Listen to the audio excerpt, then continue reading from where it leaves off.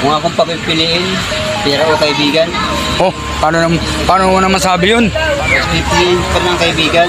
Oh, bakit sa kaibigan? Ano naman ang pagkakaiba ng kaibigan sa pera? Kasi ang kaibigan, hindi nang iiwan yan. Kahit wala kang pera. Tama.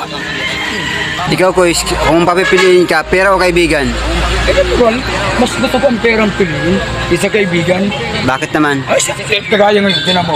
Ay, pera ko. Paano pa naman sana kitang bigyan ng pera ngayon? Ganun ba? Kagaya ngayon, may 200 ako. Plano ko pa naman sana ang ibigay ko sa'yo. Kaso, wala akong magagawa. Mas pinili mo yung barkada kaysa sa pera. Paano yan? Joke lang yun. Diyan, Tanong mo na ako. hindi, sabi mo kanina, mas gusto mo ang barkada eh. Hindi, mas magandang pera. Wala nang... Grabe itong taong to, bago-bago ka ng isip mo. Sabi mo, Wala nang... ang kaibigan, pag wala kang pera, iiwan ka. Pero pag may pera ka, may rami kang kaibigan. grabe itong taong to. Matindi ka naman.